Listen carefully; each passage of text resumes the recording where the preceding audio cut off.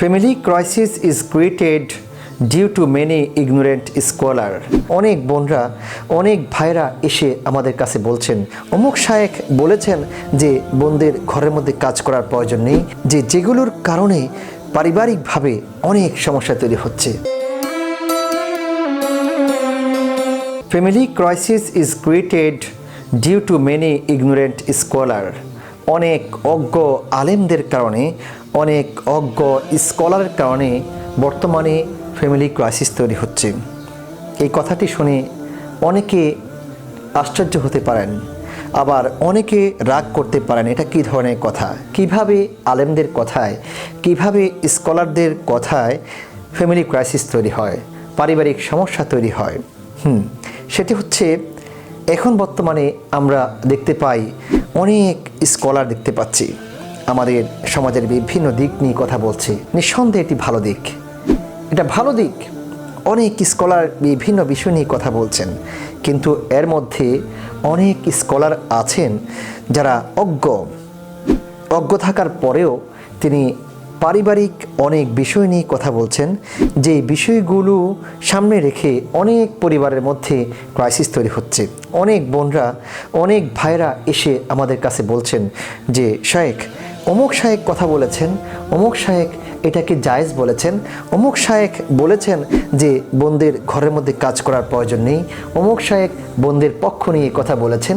এইভাবে বিভিন্ন রেফারেন্স আমাদের সামনে উপস্থাপন করছেন, যেগুলোর কারণে পারিবারিকভাবে অনেক সমস্যা তৈরি হচ্ছে। অনেকে দলিল হিসাবে উপস্থাপন করছেন, যেগুলো মেয়েদের পক্ষের, মেয়েরা সেগুলোকে দলিল হিসাবে উপস্থাপন করছেন। আবার যেগুলো ছেলেদের পক্ষে যায়, ছেলেরা সেগুলোকে দলিল হিসাবে উপস্থাপন করছেন। যেমন ধরুন, একজন স্কলার তিনি তার কথার ফাঁকে বলেই ফেললেন, যখন ছেলে মেয়েরা সম্পর্কে লিপ্ত হয়ে যায়, যখন তারা একজন আরেকজনকে ভালোবাসে এবং পিতামাতা যখন এই বিষয়টি জেনে যায়, তখন পিতামাতা সেই সম্পর্ককে মেনে নেওয়া উচিত। মনে হচ্ছে শায়েখ প্রেমকে জায়েজ না বললেও প্রেম করার পক্ষে মত দিয়েছেন। এই কথা বলা মোটেও উচিত হয়নি, কারণ একজন ছেলে একজন মেয়ের সঙ্গে সম্পর্ক করা তো দূরের কথা, তার দিকে তাকানোই শরিয়া হারাম করে দিয়েছে। তার সঙ্গে কথাবার্তা বলা তো দূরের কথা, তার দিকে তাকানো হারাম করে দিয়েছে। আরও একজন স্কলার, তিনি অবিবাহিত, দেখতে পেলাম তিনি এমন কথা বলছেন পরিবার নিয়ে, স্বামী স্ত্রী নিয়ে, যেই কথাগুলো শুধুমাত্র স্বামী স্ত্রীরাই জানে, কিন্তু তিনি বিবাহ করেননি। বিবাহ না করে তিনি এমন কথা বলছেন যে কথাগুলো সেই স্কলারের মুখে মানায় না। আবার অনেকে আছে যারা সস্তা জনপ্রিয়তা পাওয়ার জন্য অথবা ভাইরাল হওয়ার জন্য বোনদের পক্ষ নিয়ে অনেক কথা বলছেন, বোনদের মনে স্থান করে নেওয়ার জন্য মনে করছেন যে বোনরা ভালোবাসলে, বোনরা পছন্দ করলে তিনি ভাইরাল হয়ে যাবেন। এই চিন্তা মাথায় রেখে বোনদের পক্ষ নিয়ে কথা বলছেন। যেমন ধরুন, একজন স্কলার তিনি বললেন যে বোনরা ঘরের মধ্যে কাজ করা তাদের দায়িত্বের মধ্যে পড়ে না, তাদের ঘরের কাজ করা জরুরি নয়। অন্য একজন স্কলার বললেন যে স্বামীর পিতামাতার খেদমত করা এটি স্ত্রীর দায়িত্বের মধ্যে পড়ে না।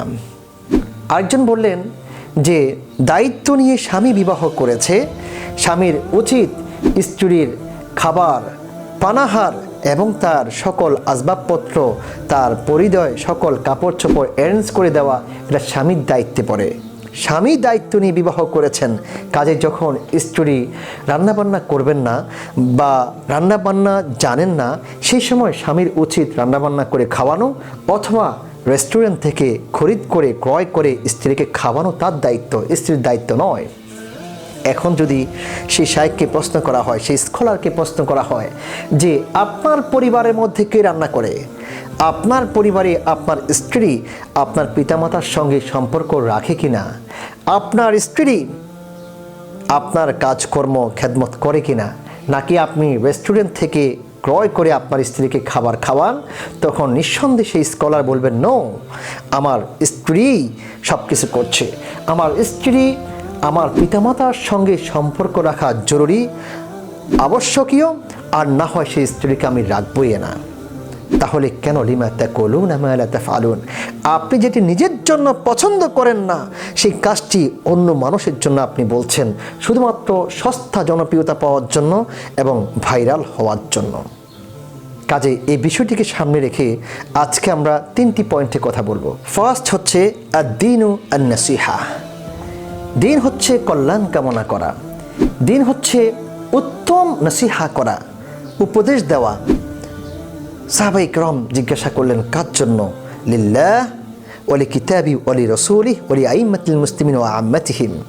আল্লাহর জন্য, কিতাবের জন্য, রাসূলের জন্য, মুসলিমদের ইমামদের জন্য এবং সাধারণ মানুষের জন্য। ইন্নামাল মুমিনুনা ইখওয়া। কাজেই একে অপরে ভাই ভাই হিসাবে, ভাই বোন হিসাবে আপনাকে অবশ্যই দিনকে নাসিহা করতে হবে, আপনাকে মানুষের কল্যাণের জন্য।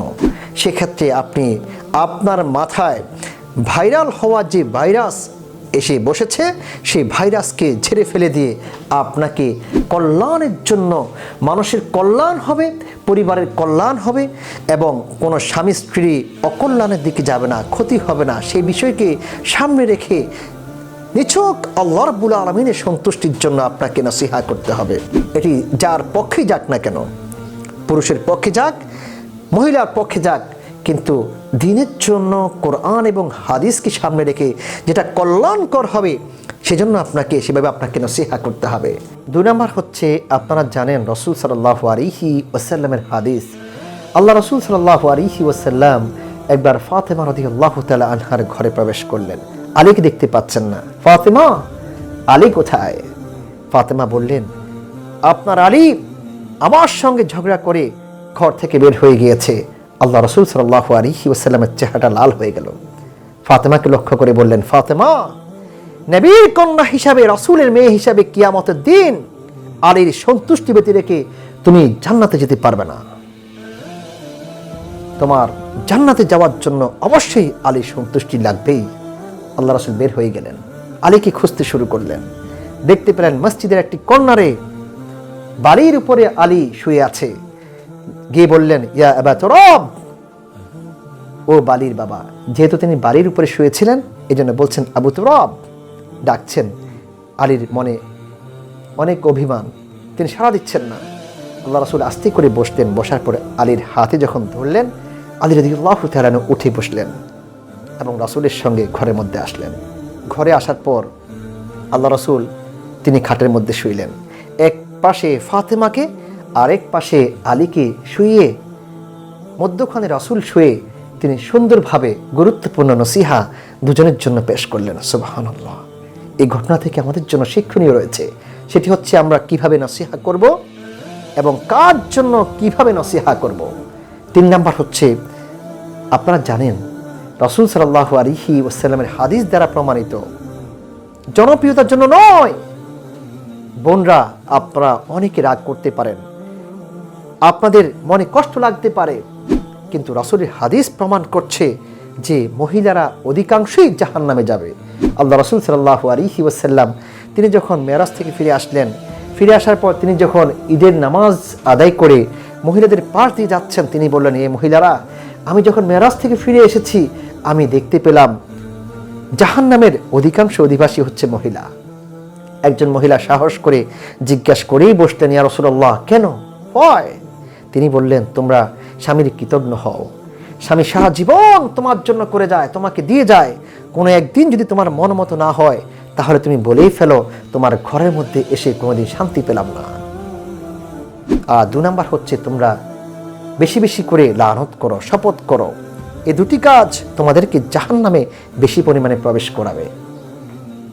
কাজে যেহেতু মহিলারা অধিক হারে জাহান্নামে যাবে, একজন আলেমের দায়িত্ব হলো, একজন স্কলারের দায়িত্ব হলো, বোনরা, আপনারা দুনিয়াতে হয়তোবা অসন্তুষ্ট হবেন, রাগ করবেন আমাদের কথা শুনে, কিন্তু যখন আপনি উত্তম নসিহা শুনে নিজের জীবনকে সংশোধন করে আখিরাতে যখন আপনি নাজাত পেয়ে যাবেন, তখন আপনার কাছে ভালো লাগবে। এটি হবে আপনার জন্য চূড়ান্ত সফলতা এবং আনন্দের বিষয়। কিন্তু দুনিয়ার মধ্যে কোন বক্তা আপনার মনে জায়গা নেওয়ার জন্য, ভাইরাল হওয়ার জন্য আপনার পক্ষ নিয়ে কথা বলেছে, আপনাদের পছন্দের কাজের উৎসাহ দিয়েছে, যার মাধ্যমে জান্নাত আপনার থেকে দূরে সরে যাবে, আপনি জান্নাতে প্রবেশ করতে পারবেন না, এটা আপনার জন্য কল্যাণকর নয়। আপনার জন্য ওই কাজটাই কল্যাণকর যেই কাজের মাধ্যমে আপনি আখিরাতে মুক্তি পাবেন। এই জন্য ভাইদের উচিত বোনদেরকে বেশি বেশি করে নসিহা করে তাদেরকে জান্নাতের দিকে নিয়ে যাওয়া। এটাই হবে কল্যাণ কামনা, এটাই হবে চূড়ান্ত সফলতা। এর মাধ্যমে আমাদের বোনরা অধিক হারে জান্নাতে প্রবেশ করতে পারবেন ইনশাআল্লাহ।